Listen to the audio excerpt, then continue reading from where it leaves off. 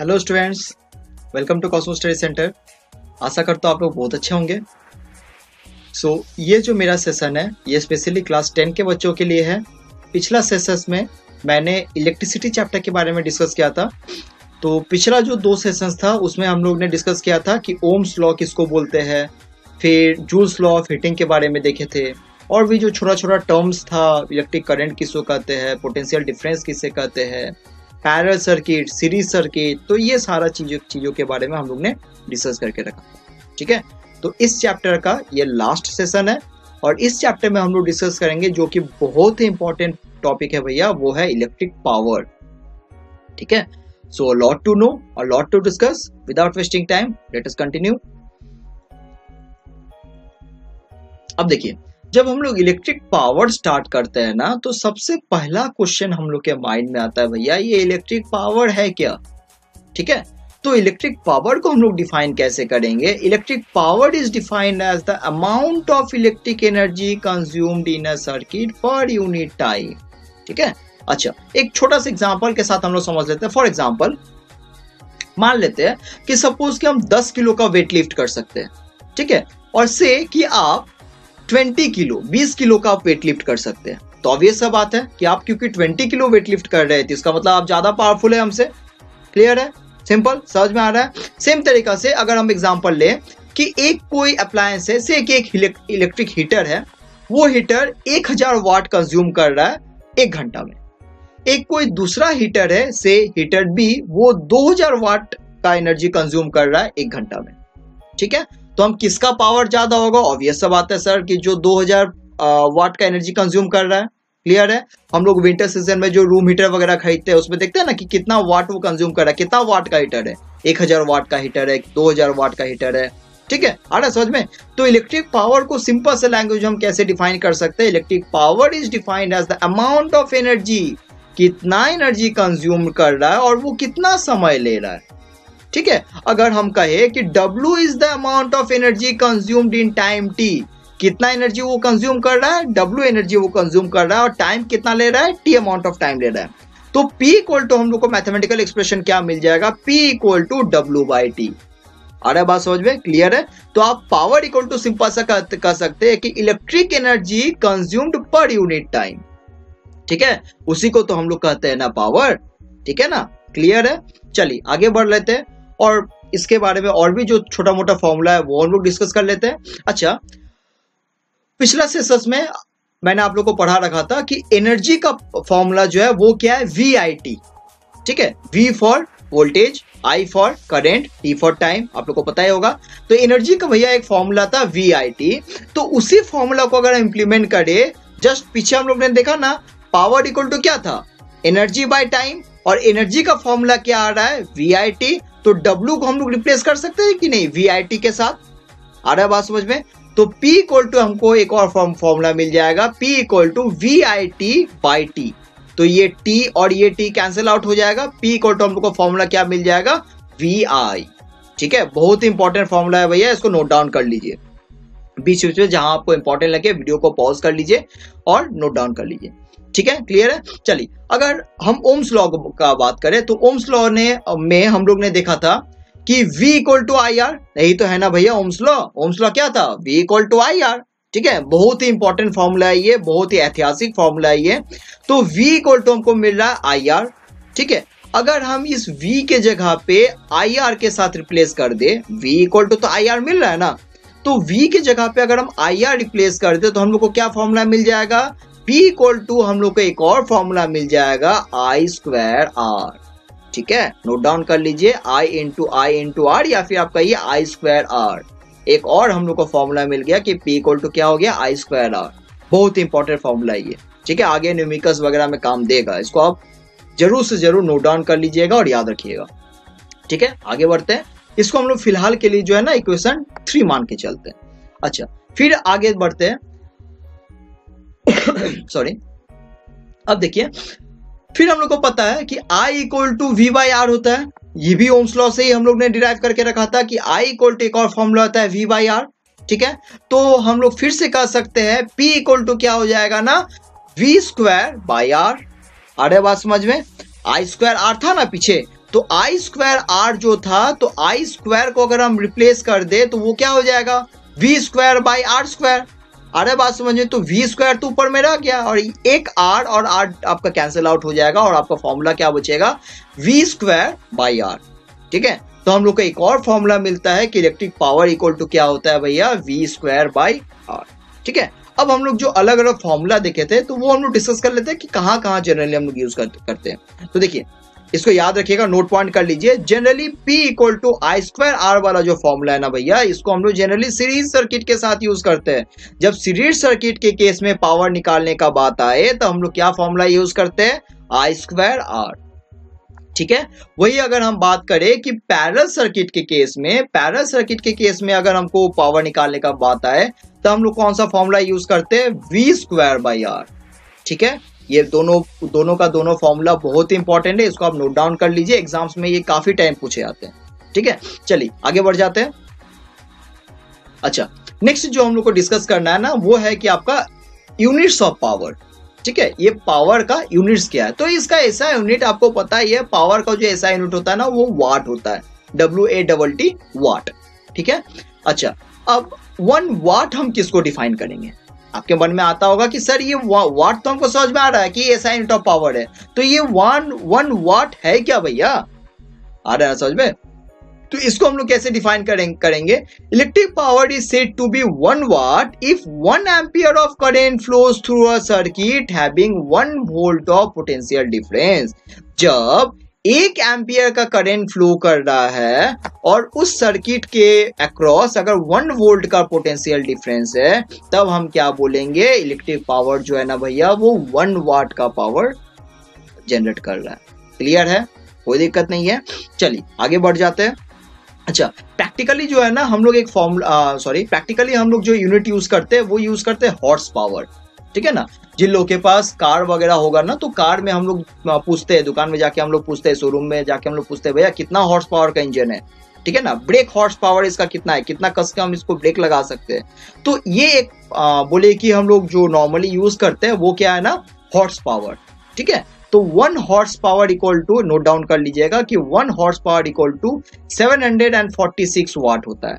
ठीक है, तो पहले जमाने में क्या होता था ना, कि पहले जमाने में कंसीडर किया आता था कि एक घोड़ा कितना पावर लगा सकता है। ठीक है ना, उसी से नाम पड़ा हॉर्स पावर, एक घोड़ा कितना पावर लगा पाएगा।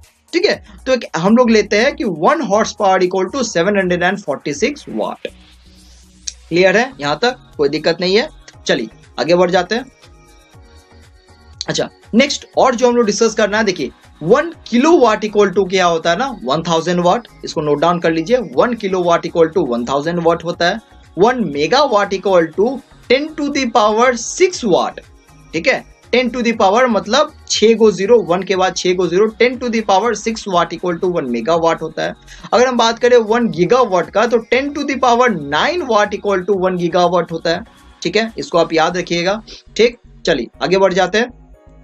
देखिए, नेक्स्ट हम लोग को डिस्कस करना है commercial unit of electric current. Commercial unit, हम लोग के घर में जो बिजली आता है, ठीक है ना, तो वो किस यूनिट में आता है भैया, वो किलोवाट आवर में आता है।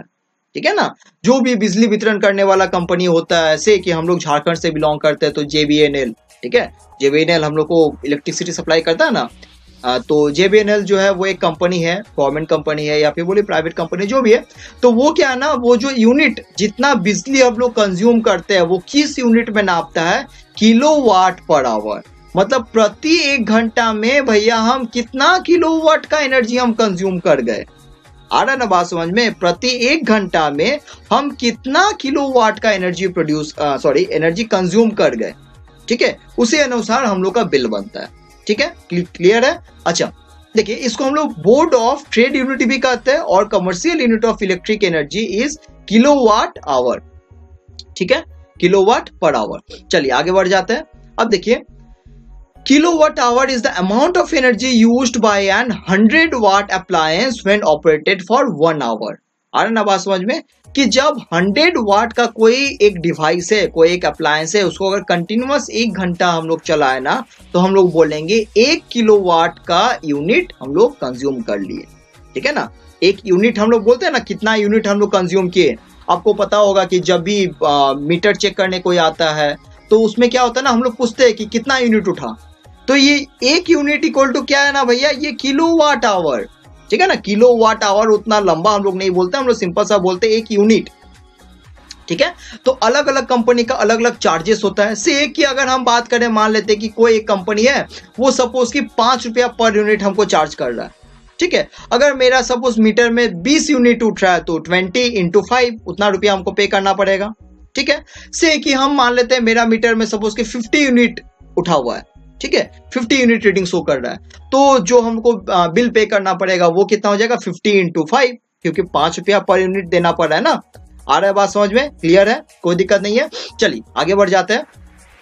अब देखिए, तो 1 किलोवाट इक्वल टू, ये देखिए ध्यान से, 1 किलोवाट, तो किलोवाट मतलब क्या होता है, किलोवाट मतलब 1000 वाट, तो 1 किलोवाट को हम लोग कह सकते हैं 1000 वाट आवर, है ना। 1 kilowatt hour equal to 1000 watt hour, ठीक है। अच्छा, अगर हम बात करें कि एक वाट इक्वल टू क्या होता है, 1 जूल पर सेकेंड। जस्ट हम लोग ने पीछे डिस्कस किया था कि 1 वाट किसको कहेंगे, 1 जूल पर सेकेंड, ठीक है। और 1 आवर में आप लोग को पता है 360 सेकेंड्स होता है, ठीक है। आई होप कि क्लियर है। 1 वाट इक्वल टू क्या था, ठीक है, वाट इक्वल टू क्या था, मतलब वाट मतलब हम लोग क्या हम लोग पढ़ रहे हैं, पावर। तो पावर का फॉर्मूला क्या था कि कितना जूल ऑफ एनर्जी कंज्यूम कर रहे हैं और कितना टाइम हमको लग रहा है। तो 1 वाट को हम लोग डिफाइन कर सकते हैं 1 जूल पर सेकेंड, ठीक है, क्लियर है। और 1 आवर में हम लोग को पता है 3600 सेकेंड होता है, 60 × 60 कर लीजिए, ठीक है। अच्छा, तब हम लोग को जो है ना 1 किलोवाट इक्वल टू हम लोग को मिल जाएगा 1000 जूल इक्वल टू 3600, अगर हम मल्टीप्लाई करें 1000 जूल इंटू 3600 सेकेंड, तो हम लोग को कितना मिल जाएगा, 3.6 × 10⁻6 जूल, ठीक है ना भैया। तो 1 किलोवाट इक्वल टू हम लोग को कितना मिल जाएगा, 3.6 × 10⁻6 जूल, ठीक है। बहुत ही इंपॉर्टेंट है, इसको आप नोट डाउन कर लीजिए कि 1 किलोवाट इक्वल टू कितना जूल। एग्जाम्स में काफी टाइम पूछे जाता है, एमसीक्यू वगैरह में पूछा जाएगा कि 1 किलोवाट इक्वल टू कितना जूल, तब आप बोलिएगा 3.6 × 10⁻6 जूल, ठीक है। 1 kilowatt hour equal to 3.6 × 10⁻6 joule, ठीक है। आई होप कि क्लियर है। चलिए आगे बढ़ जाते हैं। देखिए, नेक्स्ट हम लोग को डिस्कस करना है, जो कि इस चैप्टर का लास्ट टॉपिक है, वो है ना सुपर कंडक्टर्स, ठीक है ना। आपको अब लगेगा कि भैया ये सुपर कंडक्टर कौन सा तोप है, तो कोई भारी भरकम चीज नहीं है, सिंपल सा चीज है, इसको सिंपल सा आपको याद रखने का चीज है। देखिए सॉरी, जब मैं जूल्स लॉ ऑफ हीटिंग के बारे में डिस्कस कर रहे थे, तो हम लोग को पता था H इक्वल टू क्या फॉर्मूला आ रहा था, I²RT फॉर्मूला आ रहा था ना, I²RT, ठीक है, फॉर्मूला आ रहा था। और उस केस में हम लोग ने डिस्कस करके रखा था कि जितना ज्यादा टेम्परेचर बढ़ेगा उतना क्या होगा ना, कंडक्टर का रेजिस्टेंस बढ़ेगा, और जितना क्या होगा, टेम्परेचर कम होगा, उसका क्या होगा ना, रेजिस्टेंस कम होगा, ठीक है, कोई दिक्कत नहीं है।